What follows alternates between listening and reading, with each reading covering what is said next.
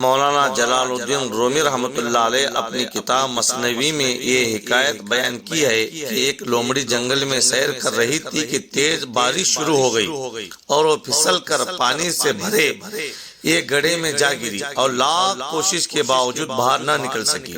وہ زندگی سے مایوس ہو چکی تھی کہ اچانک اسے ایک بکری آتی ہوئی نظر آئی اور اس کے ہوشیار دماغ نے تدبیر سوچ لی کہ بکری پیاسی تھی۔ گڑھے میں پانی دیکھ کر کہنے لگی، میرا تو پیاس سے برا حال ہے۔ گڑھے میں موجود لومڑی نے اس سے کہا، بکری بہت پانی ہے، تم اندر آ جاؤ اور جی بھر کر پانی پی لو۔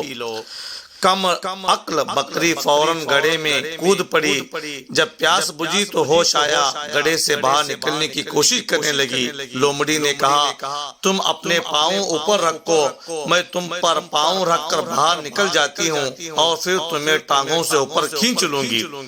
بکری پھر اس کے دھوکے میں آ گئی۔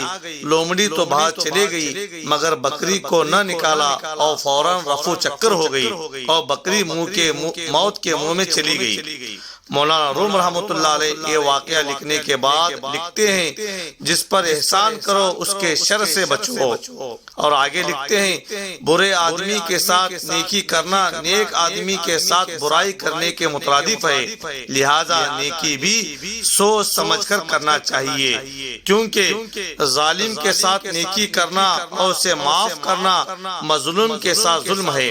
اس لیے کوئی انسان جس کے شر سے اللہ تعالیٰ کی مخلوق کو مسلسل نقصان پہنچنے کا اندیشہ ہو تو اسے معاف کرنے کے بجائے سزا دینا زیادہ بہتر ہے، کیونکہ بسا اوقات مصلحت پسندی اور ظلم پر خاموشی سے جابر اور ظالم طاقتور ہو جاتے ہیں تو کمزوروں کا وجود خطرے میں پڑ جاتا ہے۔